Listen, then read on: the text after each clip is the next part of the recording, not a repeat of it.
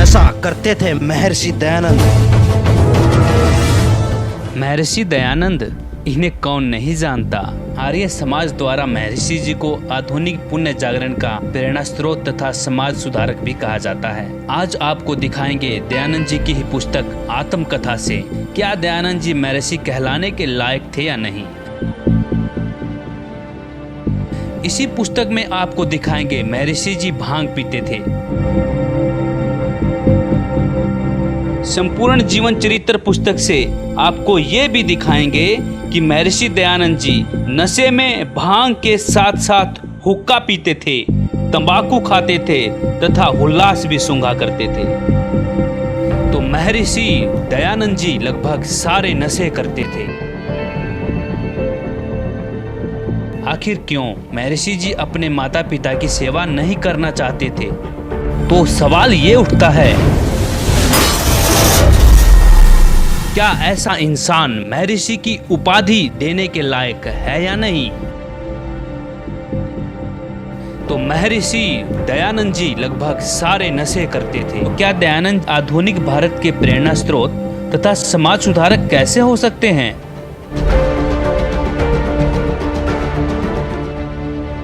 महर्षि दयानंद के बारे में जो लोकवेद दंत कथा सुनाई जाती है कि बड़े समाज सुधारक थे। ये काहे के समाज सुधारक थे? ये स्वयं भांग पिया करता, तम्बाकू खाया करता, तम्बाकू सूंघा करता, नंगा फिरा करता और ओका पिया करता। अपने आत्माओं ऐसे व्यक्ति को ओए होए एक कौड़ी को लाल बनाकर सिर पे रख दिया, हमारे गठड़ी बांध के फिरे थे हम ठाए। अब इन सब की पालिश तार दूंगा और इनको जैसे थे वैसे दिखा दूंगा कि ये ना तो ऋषि थे ना मैं ऋषि थे, ये केवल अज्ञानी और भांग पाड़ थे। एक इसकी आत्मकथा दिखाते हैं महर्षि दयानंद की, जिसमें इसने खुद लिखा अपने कर कमलों से कि मैं भांग पीने लग गया। देखिए इससे सिद्ध हो जाएगा। यो भांग पीने पड़ा था 1856 में। देखना, यह आत्मकथा महर्षि दयानंद की और इसके प्रकाशक हैं वैदिक पुस्तकालय दानंद आश्रम केसरगंज अजमेर। और ये छपी कहाँ से ये भी दिखा देते हैं। प्रकाशक तो ये वही है, मुद्रक है वैदिक यंत्रालय केसरगंज अजमेर से। इसके 22 पृष्ठ पर दिखाते हैं आप। ये क्या कहते हैं, आत्मकथा महर्षि दयानंद की अपने हाथ से लिखी है इसने, बाद में छपी है। तत्पश्चात जिस वस्तु की खोज में था, भगवान की खोज में था भगवान की खोज में था और नर्मदा नदी के किनारे किनारे जंगलों में घूम रहा है। परमात्मा कोई भैंस थी या गाय थी, बाकी तो बांध रखी, उन्हें खोल लिया होगा। परमात्मा वेदों में वर्णित कर रखा है, वेद जिसको कख पता ही नहीं था, अंडे धक्के खांदा, अपना जीवन नाश कर गया। और ये था पुण्यात्मा, परमात्मा के लिए भटक रहा था। इसको 13 अज्ञानी गुरु मिले जिनको कख भी पता नहीं था। उनको महान आत्मा मान के उनसे ग्रहण ज्ञान से अपना जीवन नाश किया और सत्यार्थ प्रकाश नामक पुस्तक बनाकर और छोड़ गया। जहर भर गया उसमें, उसने खा खा कर कितने के मर गए। इब्दास ने खोल के दिखाया उसका ढक्कन, उसका ताला खोल के दिखाया, ताकि यो ऊपर लिख रखा है देसी घी, अंदर में रखा गोबर, सत्यार्थ प्रकाश। कोई बात हुई है? अब देखिएगा क्या कहता है। तत्पश्चात जिस वस्तु की खोज में था उसके अर्थ आगे को चल दिया। आसोज सुदी 2 संवत 1913 यानी सन 1856। आसोज माने अक्टूबर, 1856 अक्टूबर को दुर्गा कांड के मंदिर पर जो चांडालगढ़ में है पहुंचा, वहाँ 10 दिन व्यतीत किए। वहाँ मैंने चावल खाने सर्वथा छोड़ दिए, केवल दूध पर अपना निर्वाह करके दिन रात योग विद्या के अध्ययन में अभ्यास में तत्पर रहा। दुर्भाग्यवश वहाँ मुझे एक बड़ा दोष लग गया, अर्थात भांग पीने का स्वभाव हो गया। सो कई बार उसके प्रभाव से मैं सर्वथा बेसुध हो जाया करता था। और भांग पी के तू वेद पढ़ेगा, भांग पी के बेसुद्ध होगा आदमी। देखिएगा महर्षि दयानंद के चेलों द्वारा लिखी हुई पुस्तक में दिखाते हैं तम्बाकू खाता था, तम्बाकू सूंघता था, हुक्का पिया करता था। देखिएगा महर्षि दयानंद सरस्वती का जीवन परिचय। अमर शहीद पंडित लेखराम द्वारा संकलित प्रमाणिक उर्दू भाषा का आर्य भाषा में अनुवाद। अनुवादक हैं आर्य महाउपदेशक श्री कविराज रघुनंदन निर्मल।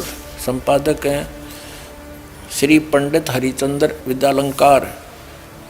प्रकाशक हैं आर्य समाज नयाबास दिल्ली 6 स्वर्ण जयंती के उपलक्ष्य में। ये विक्रमी संवत 2028 में यानी सन 1971 में छपी थी। ये है जीवन चरित्र वही महर्षि स्वामी दयानंद सरस्वती का।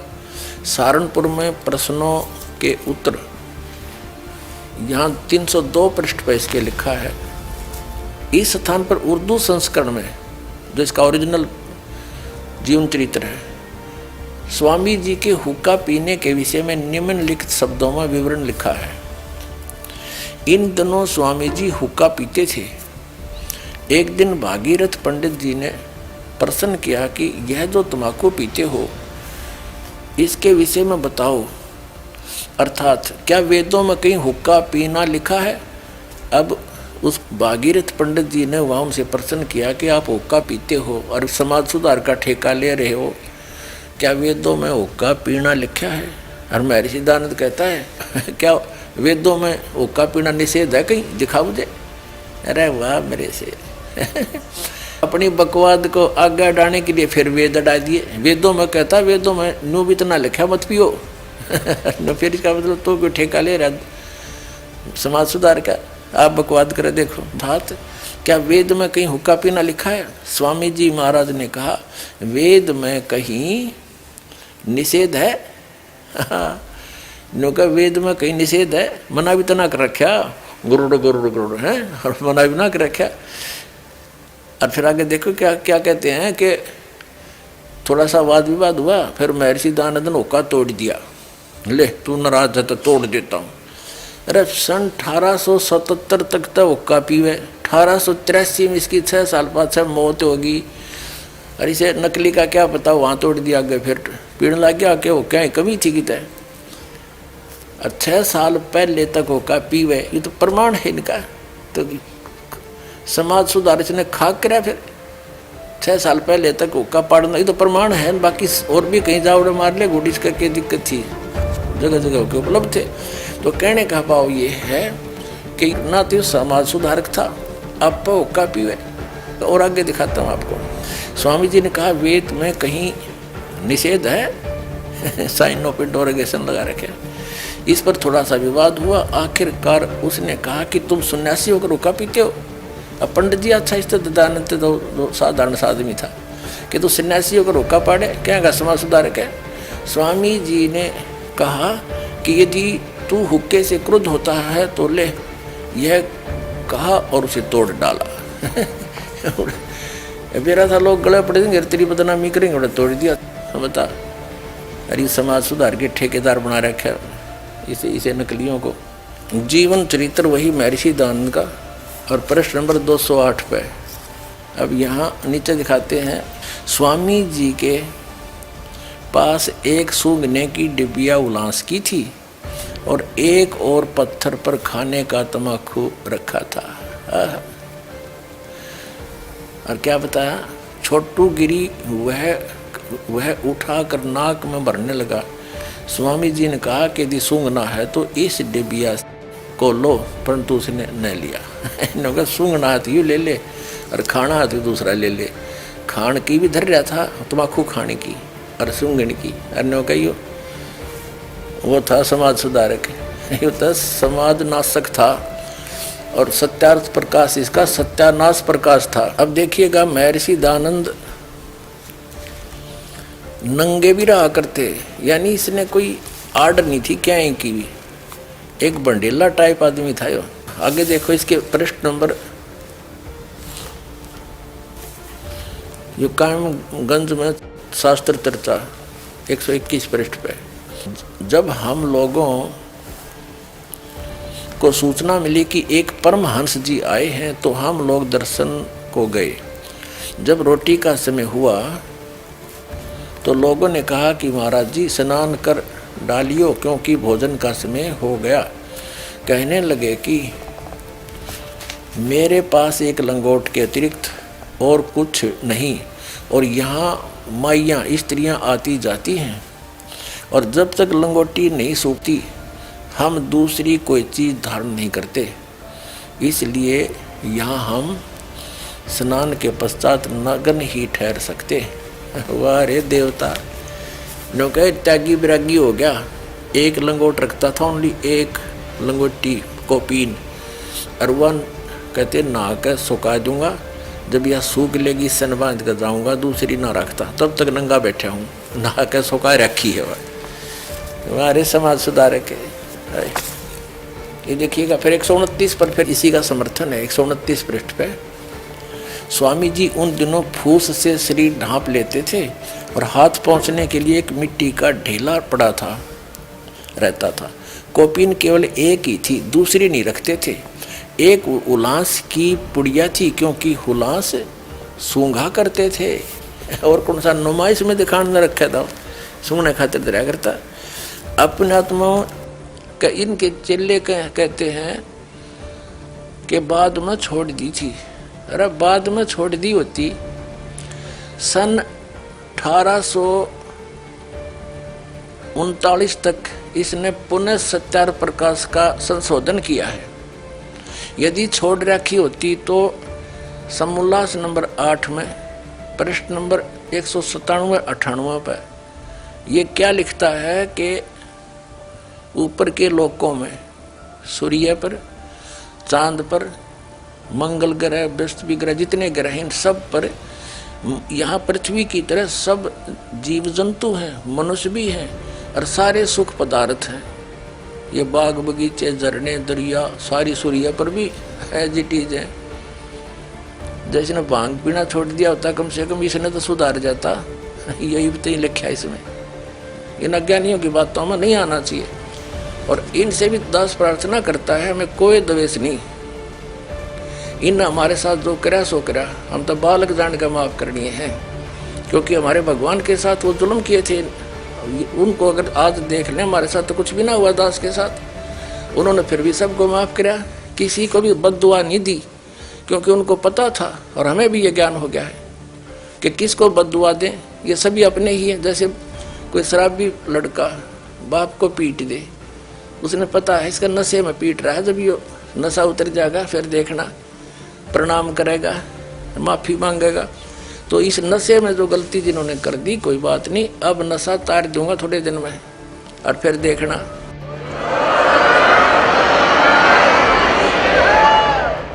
रोया करोगे चरण पकड़ के, बहुत भारी गलती करी।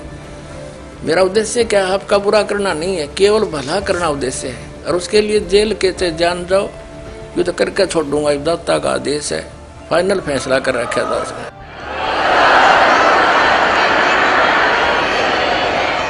अपने आत्माओं, इन्होंने महर्षि दयानंद ने अपने हाथ से लिख कर ये भेजी थी, लिख रखी है कि मैं अपने माता पिता के सेवा करने के हक में नहीं हूँ। यह आत्मकथा इन्होंने अपने कर कमलों से लिखी है।